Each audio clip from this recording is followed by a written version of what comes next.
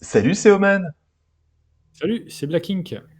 Bienvenue sur la Arcam JCE TV. Aujourd'hui, on va se faire un petit numéro d'instinct de survie consacré à Charlie Cage. Alors, ça va être une vidéo en deux parties. Première partie, on va faire un instinct de survie très général.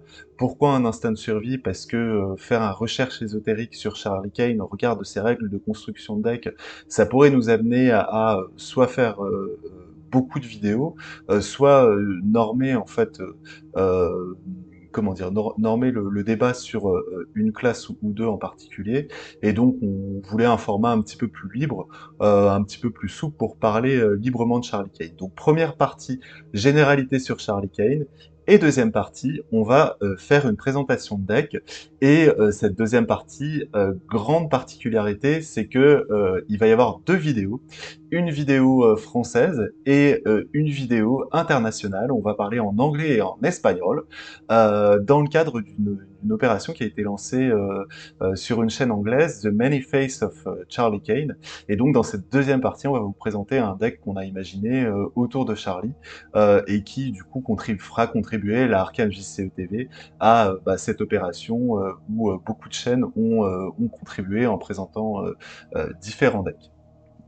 Alors donc, en première partie, on va parler de l'investigateur, faire une présentation classique, statistique, carte signature, faiblesse signature. Ensuite, ce qu'on va regarder, c'est comment choisir ses alliés pour bien construire son Charlie. On va faire un petit focus sur les alliés chouettes qui ont vraiment une plus-value sur Charlie Kane en sélectionnant 4. On va regarder enfin, en conclusion de cette première partie, quelques cartes dans chaque classe qui peuvent être intéressantes chez Charlie Kane. Voilà, des petits morceaux choisis dans chacune des classes de cartes intéressantes. Alors, on va commencer par la présentation de Charlie. Donc, on est sur TTS, sur la mode française de Tabletop Simulator.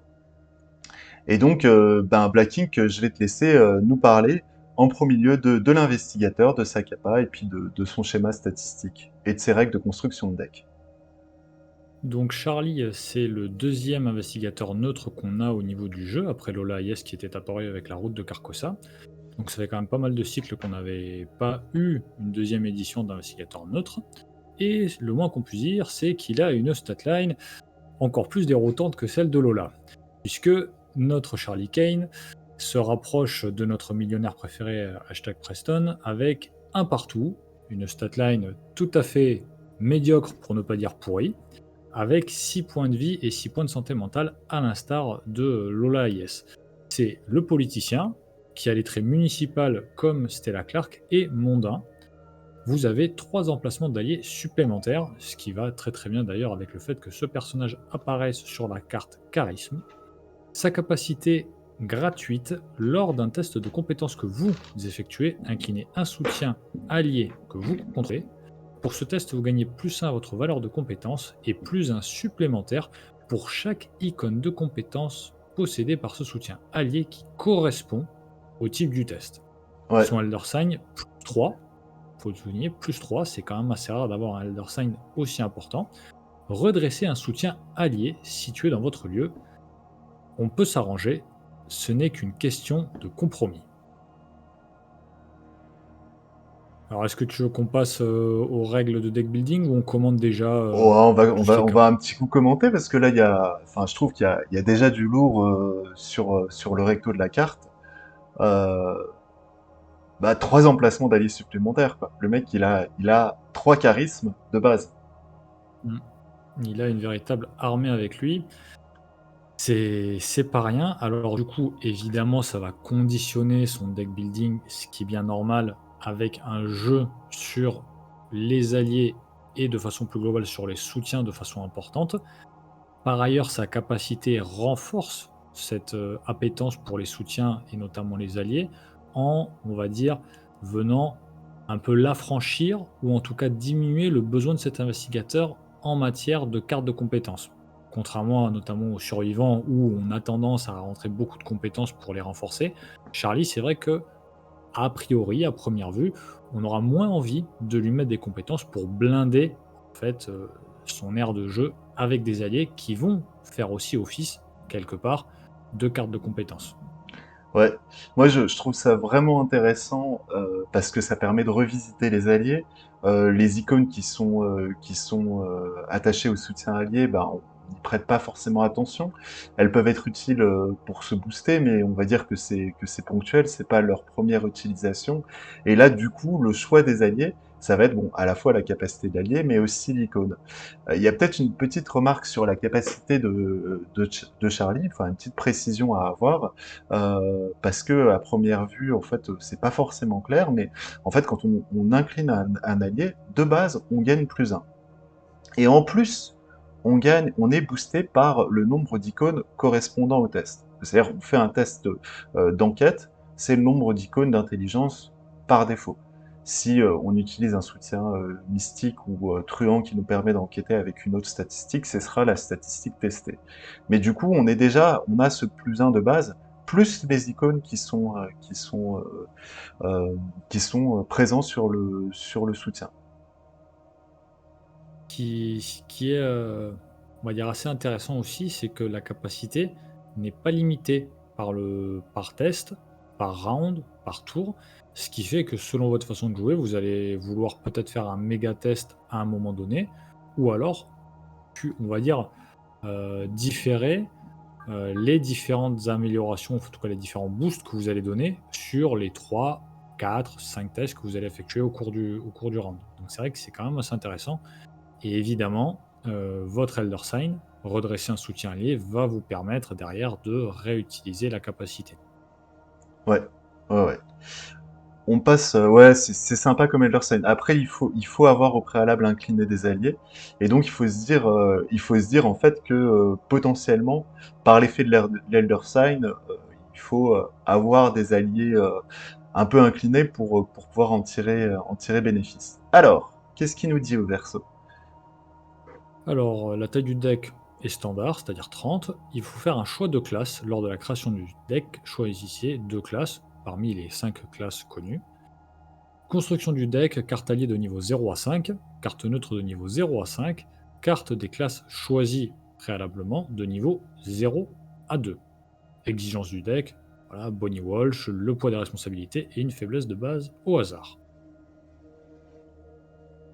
Un build intéressant, c'est vrai qu'on pouvait se poser la question de comment ils allaient renouveler un peu cet investigateur neutre par rapport à Lola IS qui avait des contraintes déjà assez particulières. On avait peut-être un peu peur de la redite, et c'est vrai que ils ont su éviter cet écueil en nous proposant une formule, à mon sens, très intéressante qui permet une grande rejouabilité au sein de Charlie, en ayant cette caractéristique, voilà, en étant basé sur les alliés, de pouvoir tous les prendre, ni plus ni moins, sauf ceux évidemment signature des autres investigateurs, et de venir combiner deux classes différentes. C'est vrai que je pense que le choix de lui laisser deux classes est suffisant. 3 classes aurait peut-être été un peu trop déjà en termes de combo. Ça aurait certainement été un peu trop important. Et puis c'est vrai que je pense que les designers ont un peu compris la leçon par rapport à Lola, qui est certes un investigateur très fort, très intéressant, mais qui a rebuté beaucoup de joueurs, notamment les débutants, et encore aujourd'hui, du fait de sa complexité. Ouais, oui, oui. Alors Lola hors tabou, c'est vraiment technique aussi bien du point de vue du deck building que du point de vue tactique, c'est-à-dire du déroulé de jeu. Avec le tabou, elle devient plus abordable.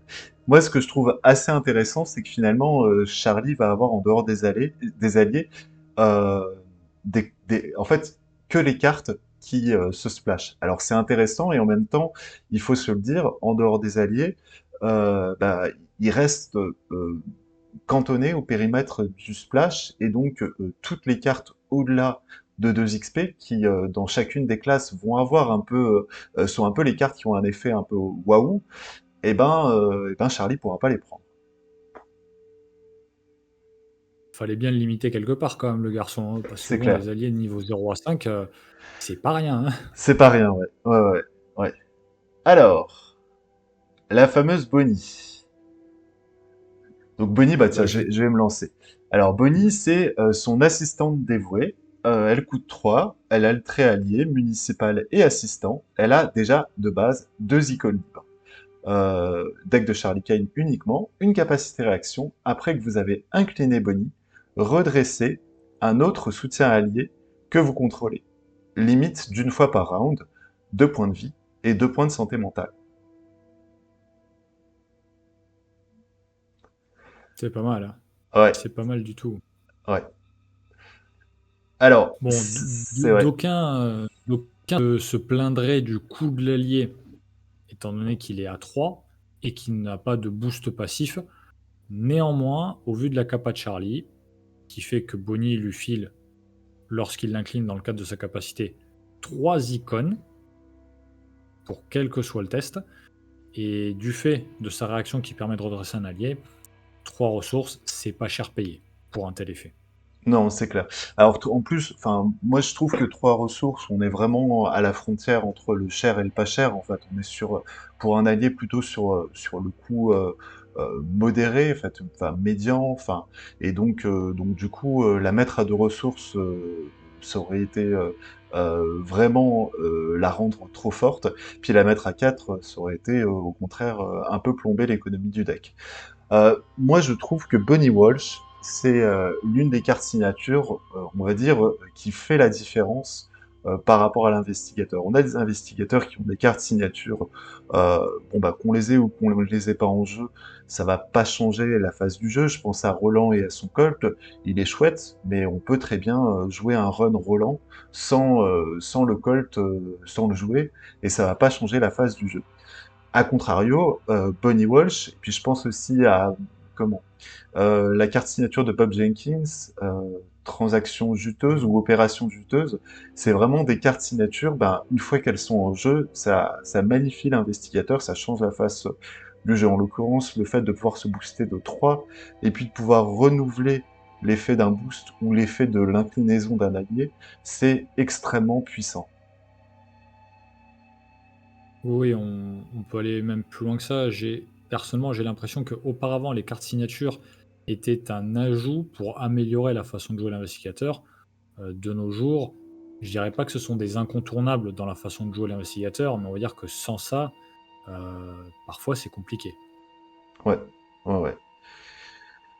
Alors, au niveau des faiblesses, au niveau de la faiblesse, hop, je vais me centrer un petit peu plus. Donc, on a le poids des responsabilités, un trait défaut.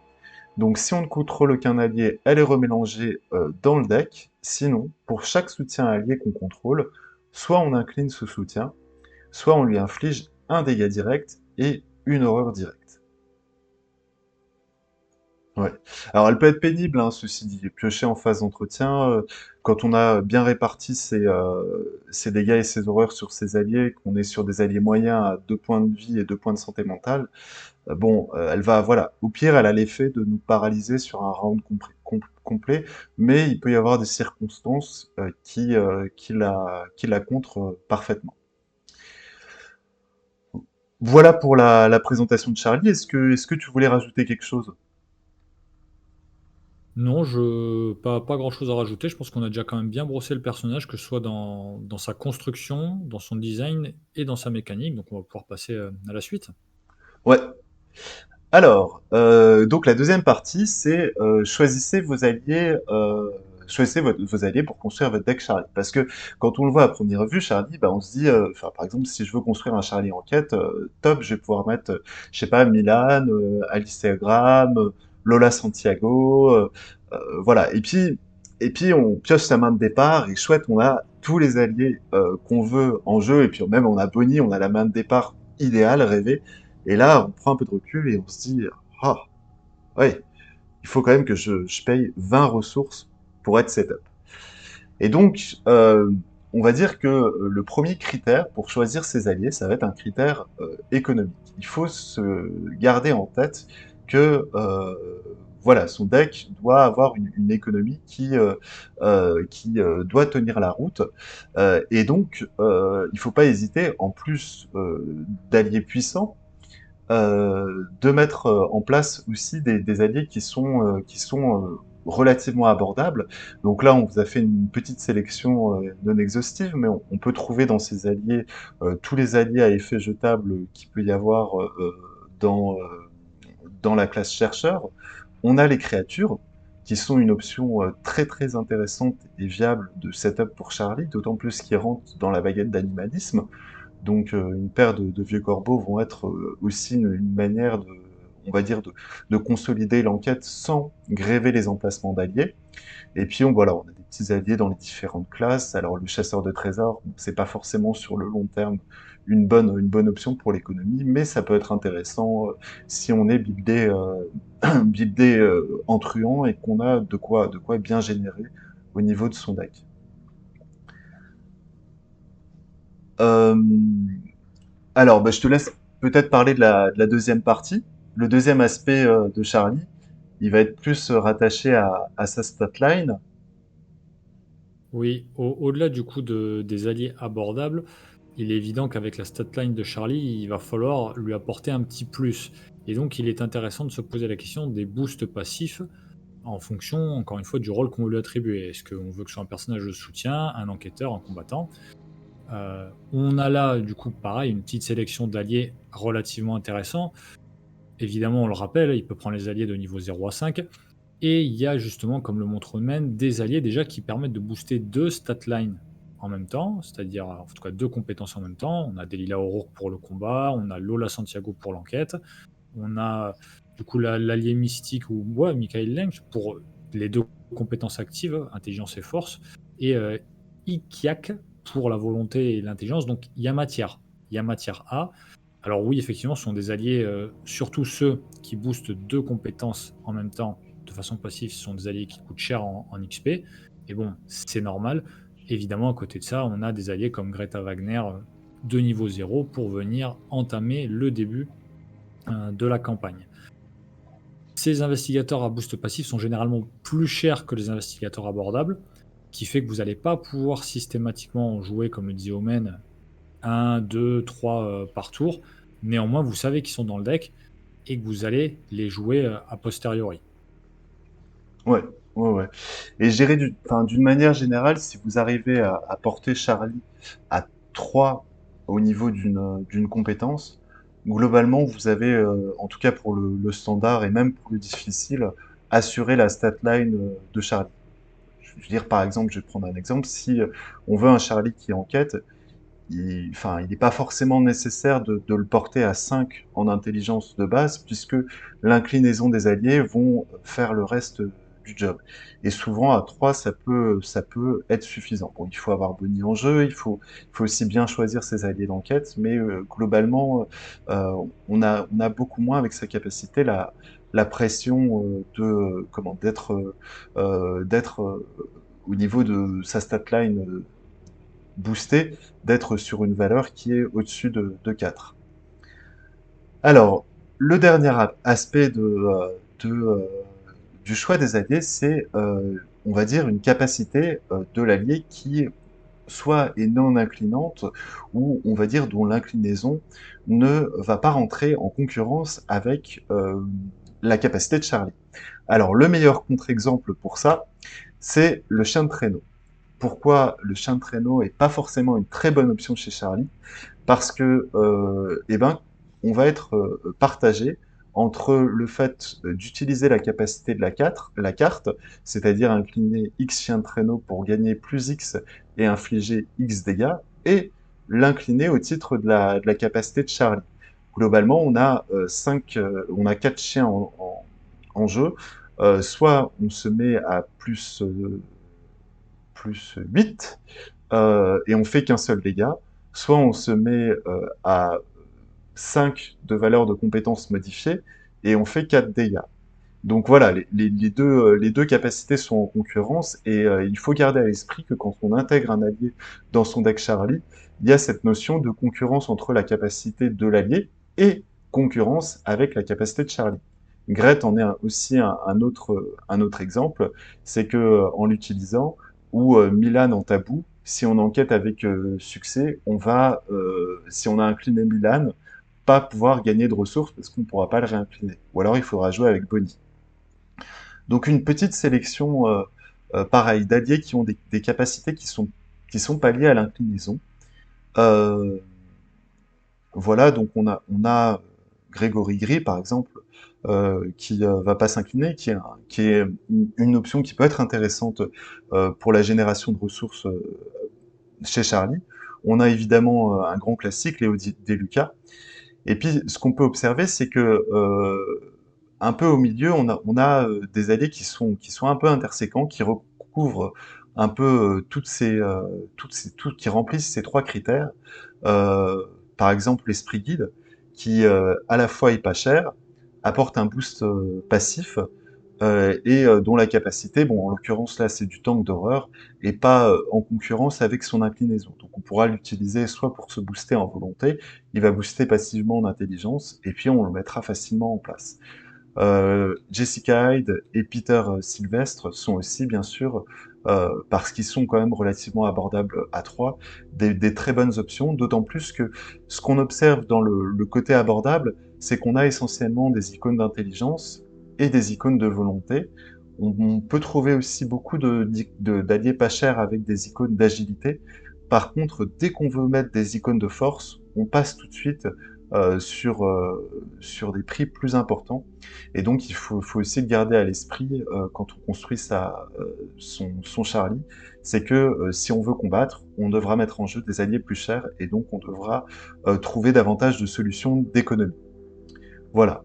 Une manière de bien l'illustrer, c'est toutes les créatures qui sont rattachées à une compétence coûte 1, sauf le chien de garde qui, lui, a, on va dire, la taxe force, et donc va coûter 3 au lieu de 1. Il est plus fort aussi que les autres alliés, mais il est plus cher. Est-ce que tu avais d'autres choses à rajouter sur le choix des alliés? Non, Oglo, on, on a choisi cette approche en vous présentant trois catégories différentes, les abordables, les boosts passifs, les capacités non inclinantes. Comme l'a dit Omen, ces catégories ne sont pas imperméables, elles sont évidemment permissives. Euh, donc il faut bien le prendre en compte. Il y aura, selon l'orientation de votre deck, le fait de privilégier un type d'allié ou l'autre. Et évidemment, bon, bah, on n'a pas mis tous les alliés du jeu, évidemment. Déjà là, on en a mis quelques-uns. C'est plus à titre d'exemple que faire une liste exhaustive de l'intégralité des alliés, vous avez bien compris. Ouais, ouais, ouais, ouais. Et puis euh, encore une fois, on n'est pas obligé de trouver des alliés qui remplissent ces trois critères. Mais c'est des critères qu'il faut garder en tête.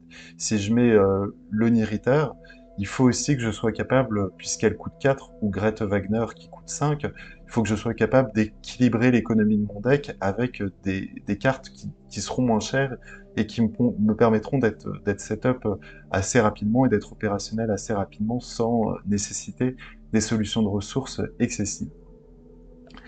Alors, on va passer à la deuxième partie de la vidéo. Une petite sélection d'alliés intéressantes pour Charlie. Hop. Ah, il a fait les choses bien, hein.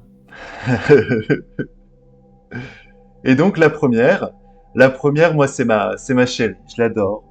C'est Lola Santiago. Alors Lola Santiago, c'est vraiment la Rolls-Royce de l'enquête chez Charlie Kane. Euh, D'abord parce que bon, au regard du nombre d'icônes, elle est quand même au niveau de son coût sur un coût qui va rester plutôt médian par rapport à beaucoup d'alliés qui vont booster l'intelligence. Je pense à Milad, je pense à Alicia Graham, à Jeremiah Kirby. Là, on est sur un coût de 3. Elle a deux très belles icônes d'intelligence, et c'est l'une des rares alliés qui a deux icônes identiques sur elle.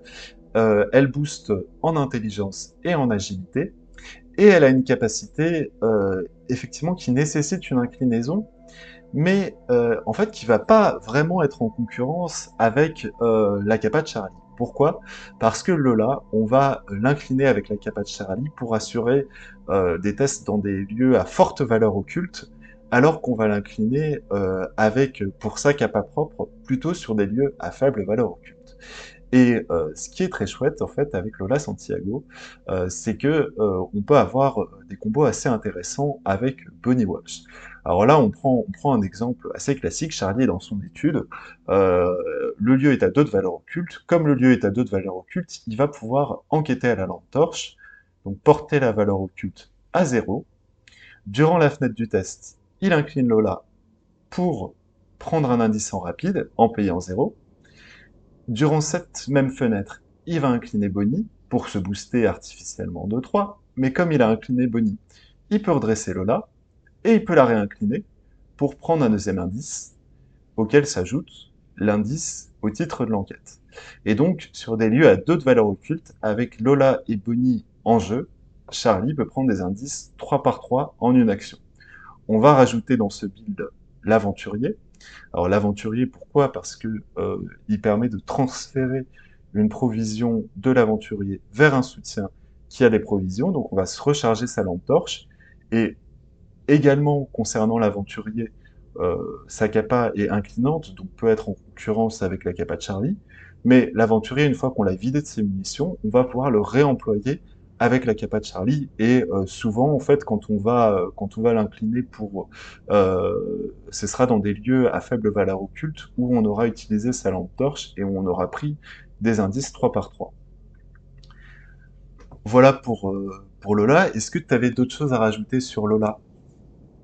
Non, non, je pense que la présentation est limpide avec tous les avantages que présente cet allié. C'est, comme tu l'as dit, certainement l'un des meilleurs, si ce n'est le meilleur allié à jouer avec Charlie, en tout cas quand on veut faire de l'enquête.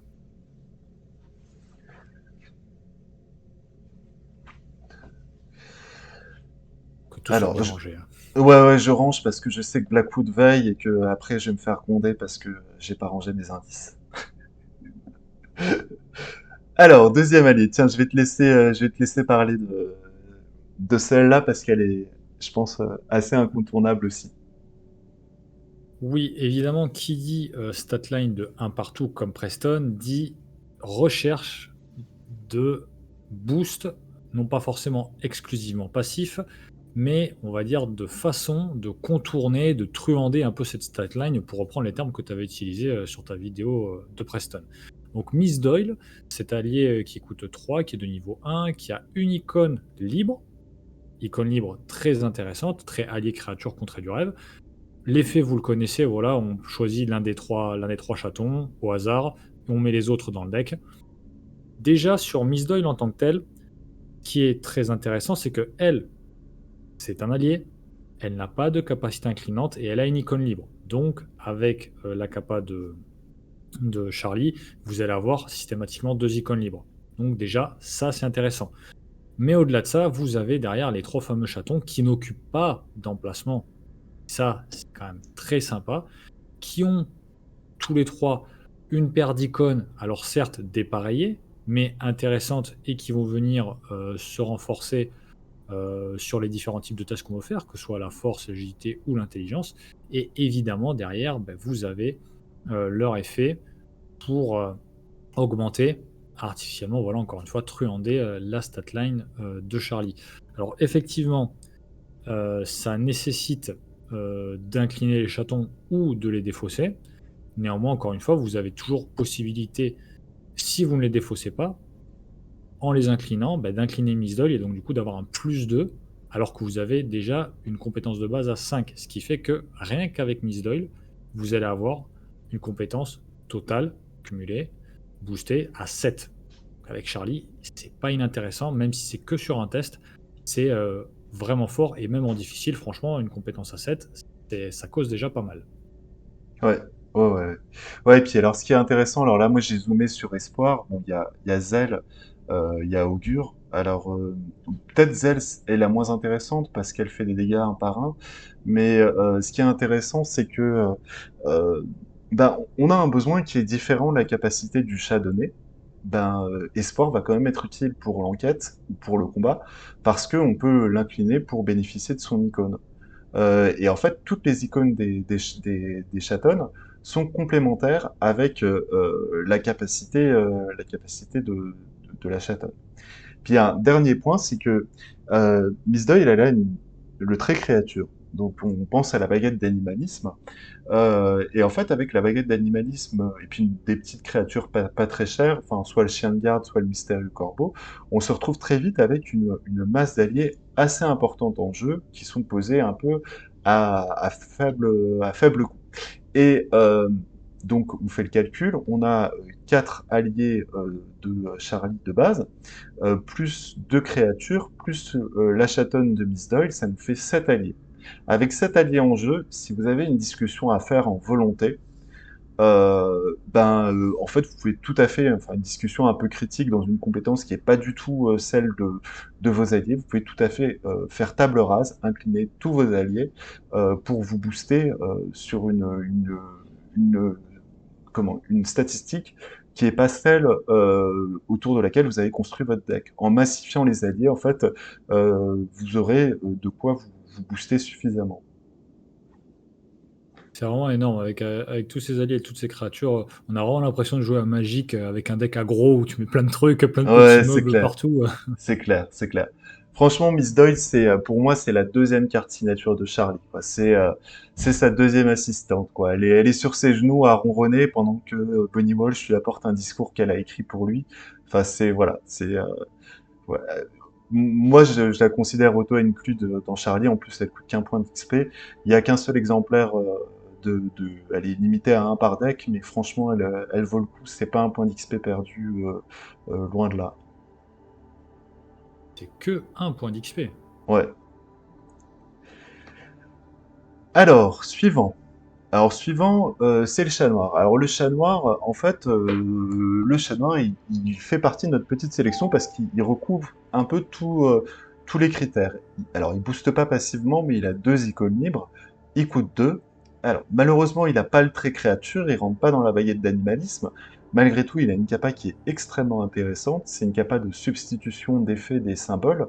Donc, quand on tire une tablette, on peut choisir en fait de substituer l'effet du chat noir à l'effet qu'il y a sur la carte de référence du scénario. Et donc, l'effet du chat noir, c'est qu'il subit un dégât direct. Une chose très ancienne, c'est qu'il subit une horreur directe. Et puis, on a des modificateurs à -1, -1. Et puis, l'effet du signe des anciens, c'est +5, et on soigne tous les dégâts et horreurs du chat noir. Donc, ça apporte aussi une versatilité au signe des anciens de Charlie, en lui, voilà, en nous donnant le choix entre soit soigner le chat noir, parce qu'on n'a pas d'alliés à redresser, soit redresser des alliés. Donc c'est très très sympa. Voilà, c'est un petit allié. Puis 3 et 3 de tank, au-delà de l'effet de substitution des pions symboles, c'est aussi très sympa pour Charlie. Est-ce que tu avais autre chose à rajouter sur sur le chat noir? C'est vrai que je c'est pas une carte que je crois que j'ai jamais joué le chat noir, Ouais, moi non mais plus. ce qui est intéressant, c'est que déjà, bah, il s'incline pas, donc vous pouvez l'utiliser autant de fois que vous voulez et particularité, alors il faudrait réfléchir à dans quelles circonstances c'est intéressant, mais à chaque fois que vous révélez un symbole, lors d'un test de compétences, bon voilà, les tests de compétences, vous en faites quand même, pas mal et c'est pas pendant votre tour. Ça peut être pendant la phase du mythe aussi. C'est vrai que c'est quand même pas mal.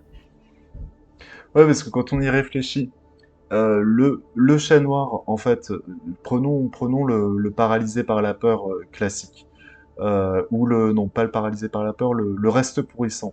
Bon, Charlie il incline son chat noir, ça l'amène à 4. Il tire un symbole, il est à 3. Ça passe, Il a réussi le ça reste passe. pourrissant. Mmh. Ouais. Alors, le dernier, c'est le limier invoqué. Je vais te laisser le présenter. Ouais, donc une autre carte qui est pas forcément beaucoup jouée, voilà, le Limi invoqué qui coûte 3, qui est de niveau 1, évidemment en soutien avec une icône d'intelligence, une icône de force, donc intéressant au niveau des icônes pour Charlie, les traits alliés et invocation. Malheureusement, ce n'est pas une créature non plus, dommage pour la baguette d'animalisme. Occupe un slot d'allié et un slot d'arcane. Bon, les slots d'arcane avec Charlie, logiquement, vous allez pas trop les utiliser. Il tank 3 points de vie, pas de santé mentale, mais 3 points de vie, c'est toujours bon à prendre. Et ce qui est intéressant avec l'ennemi invoqué, c'est que d'une certaine façon, ça va vous permettre de gagner une action. dans le sens, ça va pas être un gain strict, mais ça vous permet, à l'instar des chatons, de réaliser un test soit de combat, soit d'enquête avec des compétences de base de 5. Ça, encore une fois, pour truander la statline de Charlie, c'est quand même très intéressant, d'autant plus que c'est une action, enfin c'est une activation gratuite. Donc, dans les faits, ça vous permet de réaliser, entre guillemets, une quatrième action, en tout cas un potentiel quatrième test avec une compétence de base de 5. C'est quand même intéressant. Alors, il faut l'incliner pour profiter de cet effet, ce qui fait que vous n'allez pas pouvoir vous renforcer avec les propres icônes du limier invoqué. Néanmoins, Ouais, euh, base de 5, c'est avec un ça. autre allié de posé qui a les bonnes icônes, franchement, ça se fait quand même très très bien. Ouais, Il ouais, y a j'ai envie de dire la question de la concurrence de l'inclinaison du limier invoqué euh, par rapport à la capa de Charlie, eh ben, elle se pose pas puisque le limier va porter, enfin, va donner plus 4 entre guillemets de base par son effet à Charlie. Donc, va faire quelque chose enfin, qui est voulu par la capa de Charlie, mais en mieux. Hmm. Bon, évidemment, ce qui complique l'utilisation du limier invoqué, ce qui a toujours découragé les joueurs, c'est sa contrepartie, c'est-à-dire la bête déchaînée. En mode, on n'arrive plus à maîtriser le limier, et du coup, le limier est déchaîné avec ce monstre extradimensionnel de Tyndalos qui, bah, du coup, vient nous embêter avec des statistiques bon, qui sont pas franchement d'un autre monde, mais juste ce qu'il faut en fait pour nous embêter. 3 en combat, 3 en agilité, bah, ça peut être embêtant, et notamment pour Charlie, il faut se le dire. Et 3 points de vie, bah, c'est toujours le petit dégât impair qui va nous manquer pour une raison ou pour une autre. Et en plus, ça vient vous remplacer votre limier invoqué. Donc c'est vrai que pour toutes ces raisons, il y a peu de gens qui utilisent le limier invoqué. Néanmoins, même avant que le limier invoqué arrive, on avait la parade à cette contrepartie avec une rencontre fortuite. Soit la rencontre fortuite bon, bah, de niveau 0 qui était, on va dire, une amélioration on va dire, temporaire, une amélioration, un substitut temporaire, puisque c'était que pour un tour, un round. La rencontre fortuite de niveau 2 qui est sortie avec Carcosa, clairement, nous permet de faire fi de cette contrepartie, puisque ça nous permet de choisir un soutien allié avec un coût en ressources imprimé de X dans la pile de défausse de n'importe quel joueur, et de le mettre sous notre contrôle. Alors, il faut réussir à défausser le limier invoqué.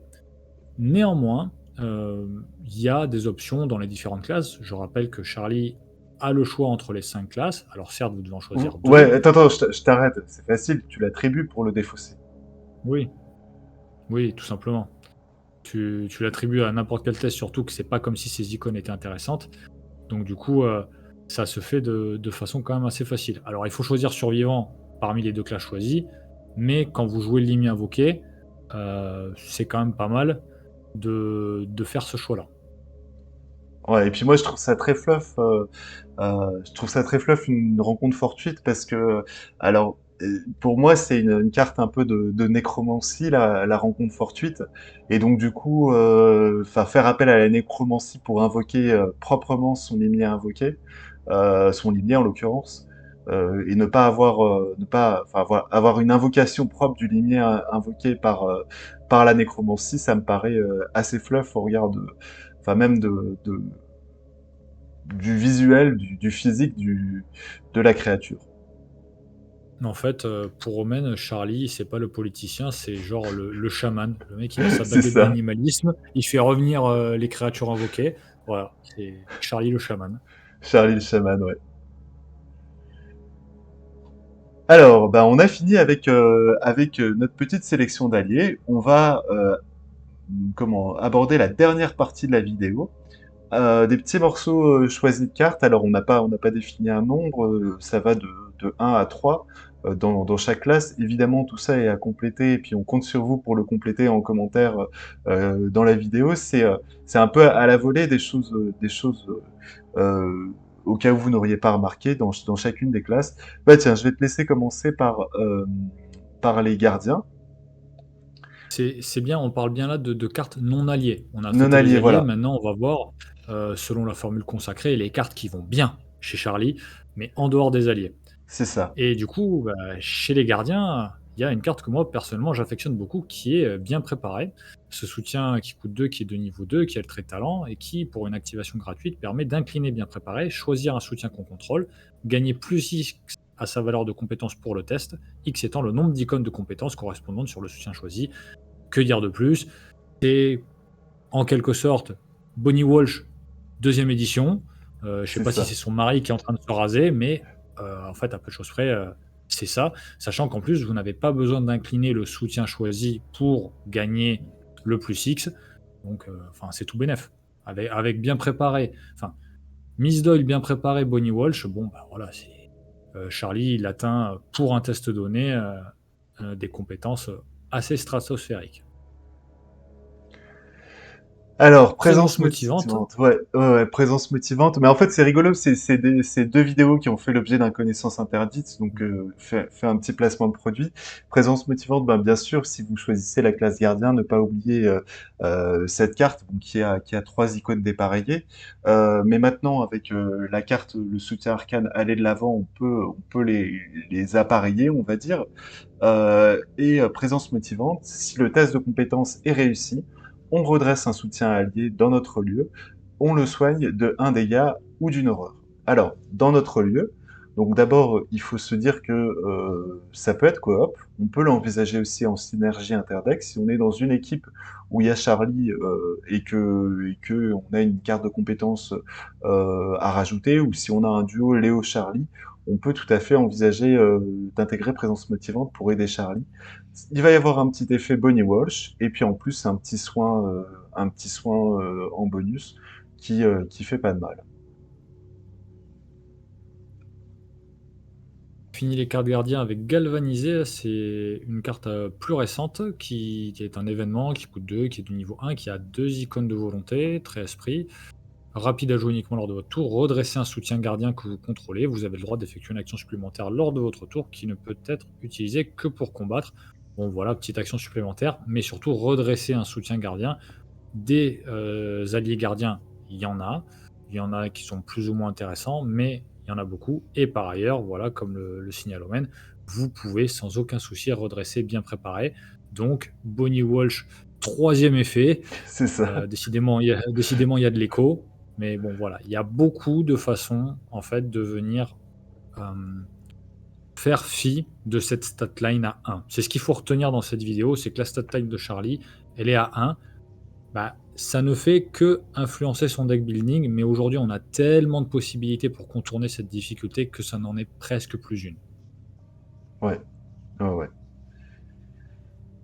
Alors, la suivante. Bah, la suivante, c'est une carte biclassée. Protéger l'Anirnik. Donc c'est un rituel donc qui va aussi si vous choisissez en classe secondaire la classe mystique. Et en fait, bon, bah, c'est un rituel qui permet, quand un allié est vaincu ou défaussé par un effet de carte, donc ça c'est pas mal pour l'homme au gant rouge, soit de le renvoyer dans la main de son propriétaire, soit de faire piocher trois cartes. Donc voilà, ça va être assez intéressant en chercheur, surtout si on joue avec les petits alliés jetables, l'étudiante en art et toutes ces déclinaisons en pioche et en soin. Jeremiah Kirby, on pense aussi aux créatures, le mystérieux corbeau ou le chat errant qui donne une action gratuite en test list. Voilà, on aura un effet qui nous permettra de rebénéficier de l'effet de pause ou de l'effet de défausse de l'allié. Et puis évidemment, comme je l'ai évoqué, l'homme au gant rouge, dans un build autour de l'homme au gant rouge, enfin, ça s'envisage sans aucun problème.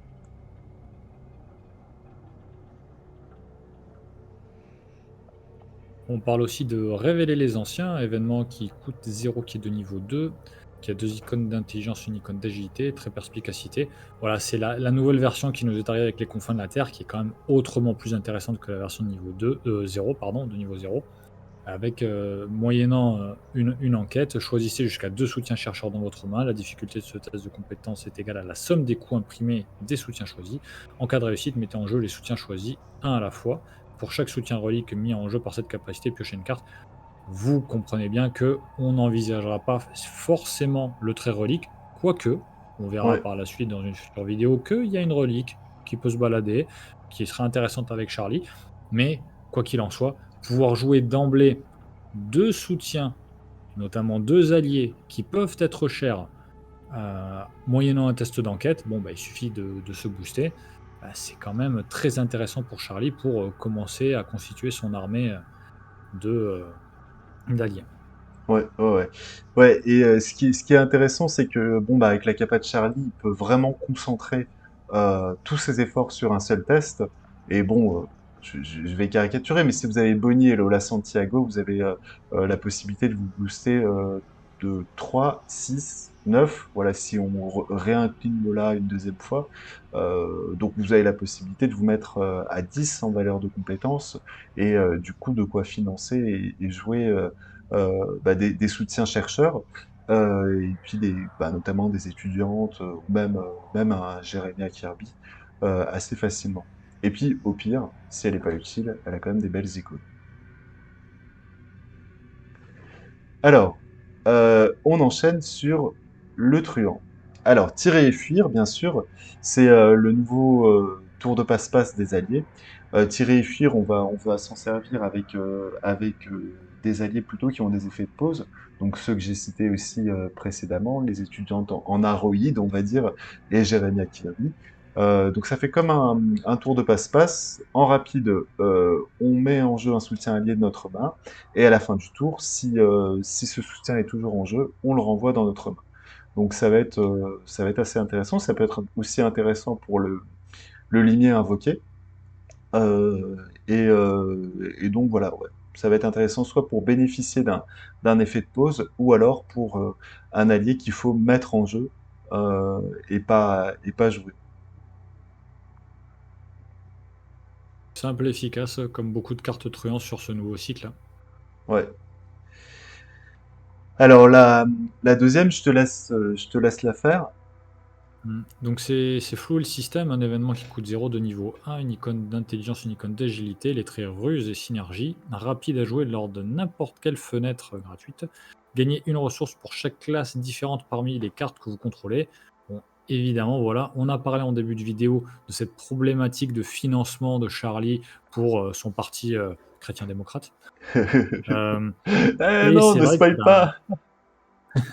C'est vrai que flouer le système, bah, au-delà du fait que c'est complètement fluff avec les questions de financement politique, Ouais, hem, c'est vrai que, bah, du coup, ça va vous permettre, au vu, en fait, des alliés que vous aurez en jeu, en fait, de venir redonner le souffle à Charlie dans son économie. C'est sûr que c'est pas une carte qui va vous financer au début, parce que vous avez besoin d'avoir les fameux soutiens, enfin en tout cas les fameuses cartes de classe déjà posées. Généralement, ce sera des alliés, il n'y a pas que ça, mais ce sera souvent ça, qui fait qu'il y aura un besoin d'économie au préalable, mais on vous a déjà donné des pistes. Il y a ces fameux alliés abordables qui font que c'est pas nécessaire, en tout cas, c'est pas obligé d'avoir des cartes qui coûtent 4 au début sur le plateau.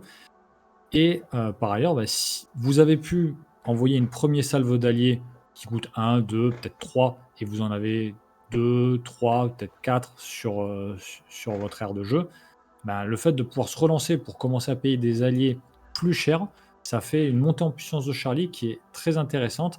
Et même si on a souvent envie de se presser au niveau du tempo et d'aller le plus vite possible, bah, Charlie qui passe la seconde avec Full System, ce sera très intéressant. ouais.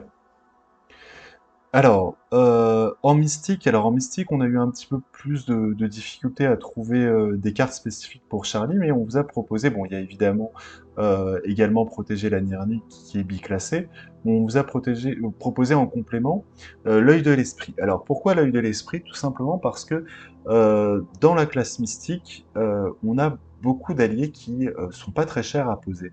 Je pense, et qui ont des icônes de volonté. Je pense à Olive McBride, et je pense surtout à l'esprit familier, donc la créature mystique qui a une icône de volonté. Et bah, une fois qu'on a dit ça, en fait, on peut tout à fait envisager un deck qui va concentrer, comment dire, la statline autour de la volonté, et sans forcément partir sur comment, un build avec des sorts Compliqué. arcanes.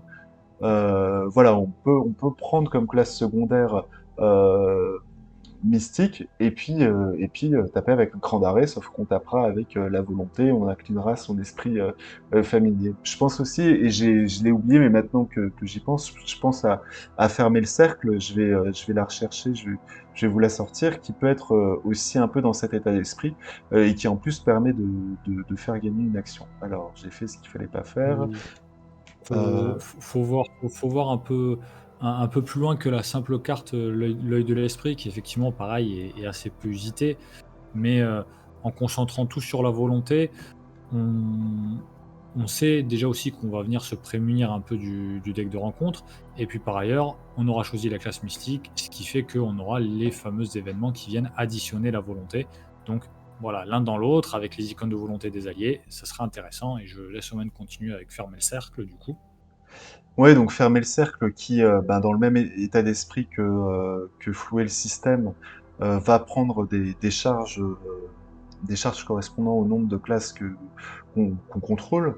Donc voilà, on bénéficie de la richesse des couleurs autour de la table. Et puis en plus, ça nous permet de gagner une action basique pour laquelle on peut utiliser notre volonté. Et puis, ben, pour le nombre de slots d'arcane, on aura en jeu deux esprits familiers, potentiellement, qui nous donneront d'autant plus de slots d'arcane. On peut aussi, enfin voilà, penser dans l'esprit de ces esprits familiers, soit à construire un build autour des arcanes pleins, avec les cartes qui sont sorties autour des confins. Donc on a le bâton du dragon, soit un build autour des arcanes vides, avec les cartes qui sont sorties dans les clés écarlates autour d'Amina Zidane. Alors, on va conclure avec le plus simple, la classe survivant. Alors, bien sûr, il y a des cartes qui sont évidentes, la fusée de détresse, rencontre fortuite dont on a parlé, mais on voulait vous parler d'un autre aspect. C'est le fait que Charlie a une statline assez médiocre, enfin assez pourrie même, on peut le dire, et que du coup, en survivant, on peut ben, utiliser des subterfuges pour soit truander sa statline avec l'épreuve du feu, soit tirer bénéfice de sa statline faible pour se booster davantage avec se montrer à la hauteur. On insiste bien sur le fait que se montrer à la hauteur, c'est, votre valeur de compétence de base, ce qui fait qu'en gros avec une statline à un partout, vous allez pouvoir la jouer quasiment à tous les tours avec Charlie et ça viendra pas du tout, à être en contradiction avec le fait qu'il se booste via sa capa ou via des cartes de compétences. Ouais, ouais, ouais, ouais, ouais. Ou même via des boosts passifs. Des boosts Oui, passifs. oui. Enfin voilà. Si Charlie a plusieurs boosts passifs en jeu, là enfin, on est vraiment sur la valeur de base et donc sur la valeur de 1. Et d'ailleurs, l'épreuve du feu, en fait, on parle aussi de valeur de base, donc l'épreuve du feu ne va pas comboter avec se montrer à la hauteur, mais en règle générale, quand on a joué l'un, on n'a pas forcément besoin de l'autre pour se booster davantage. D'autant qu'on a des alliés redressés dans ces cas-là. Et maintenant que j'y pense, je réfléchis à voix haute, mais en fait, l'épreuve du feu peut aussi être un moyen de contrer la faiblesse de Charlie, en se disant que ben, on se la garde au chaud pour le round où on va être contraint d'incliner des alliés. Et puis, ben, une fois qu'on a incliné nos alliés, on balance l'épreuve du feu et on aura mitigé ou contré l'effet de l'absence de boost lié à l'inclinaison des alliés. Tout à fait. Mm. Bon et évidemment, on a parlé des cartes dans les différentes classes, vous imaginez bien qu'un événement neutre, incontournable, c'est, appeler des renforts, c'est même pas Demander la un peine de service, tu veux oui, dire. demander un service. Oui, demander un service. Oui, appeler des renforts, c'en est une autre, mais oui, demander un service. Mais C'est évident que appeler des renforts aussi, hein. Je pense, mmh, d'une manière générale, toutes les cartes synergie, donc je vais les chercher. Effectivement, en fait, j'ai, on a oublié l'aspect neutre, mais, oui, toutes donc les cartes encore une synergie. fois, les vidéos, ne peuvent jamais être exhaustives. Il y a trop surtout maintenant avec le pool de cartes qu'on a, il faudrait des vidéos de 2 heures. Et ce serait rébarbatif, ce serait trop long, et du coup, vous ne regarderez plus nos belles ganaches en train de vous décrire Charlie Kane, en train de flouer le système, quoi. Ouais, c'est clair. C'est clair. Et puis, il faut qu'on vous laisse aussi la possibilité de compléter en commentaire, parce que si on ferme le sujet, bah, vous réagissez pas, et donc voilà, n'hésitez pas à réagir pour rajouter des choses, euh, voilà, pour compléter, et puis ou alors pour dire votre accord ou votre désaccord. Il n'y a pas de problème. On accueille bien évidemment toujours le débat avec plaisir et avec fair play. Alors, demander un service, évidemment, ça c'est indispensable. Je vais être encore un peu monomaniaque sur mes petites créatures, mais ça marche aussi bien avec la baguette d'animalisme, puisque la petite créature, on la pose pour zéro. Ensuite, on demande un service et puis on réduit l'allié qu'on met du coût de la créature qui est de 1, mais du coup qu'on n'a pas payé.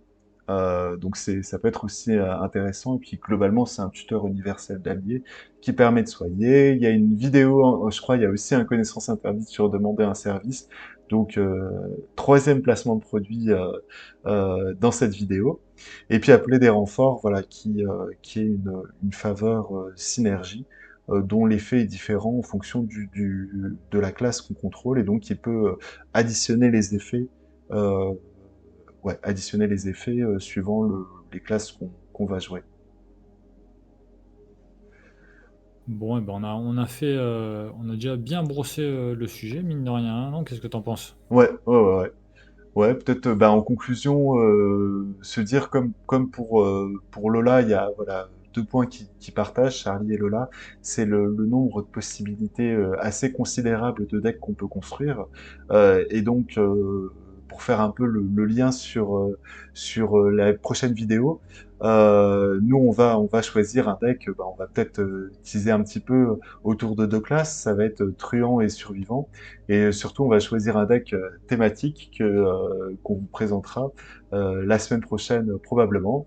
Et donc il y aura deux vidéos, une vidéo en français où on expliquera tout bien, et vidéo in English pour laquelle bah, en fait vous pourrez vous moquer surtout de mon accent anglais et aussi en espagnol. Alors je sais pas le dire en espagnol, donc du coup ce sera Blacking qui s'y collera pendant que je hocherai la tête en faisant semblant de comprendre ce qu'il dit en espagnol. Voilà. Ah, ça va être un beau défi, ça, cette vidéo bilingue. Bon, Ouais, je dans sais tous pas les si ça va être une cas, vraie vidéo ou un bêtisier, mais bon. c'est ça. Ça se trouve, on va pas la sortir tellement ça va être la catastrophe. Bon, en tous les cas, j'espère que la vidéo, on espère que la vidéo vous a plu. On espère aussi que le nouveau format de présentation de cartes vous a plu aussi. En tout cas, moi, me concernant, ça va être un format que je vais adopter davantage. Donc, il y aura peut-être beaucoup moins d'introduction fluff, mais en même temps, bon, bah, il faut se dire que ça a été marrant à certains moments, mais que voilà, moi j'ai un petit peu perdu la flamme pour les faire, donc il faut aussi que les choses soient faites avec plaisir. N'hésitez pas bah, à mettre des petits pouces, à commenter, à réagir sur le Discord des JCE TV, sur le Discord d'Horreur Arkham, et puis bah, on vous dit du coup à la semaine prochaine pour ça, la présentation du deck. Voilà, il est caché, vous ne le voyez pas, mais la semaine prochaine, il arrivera. À très bientôt. Allez, à plus!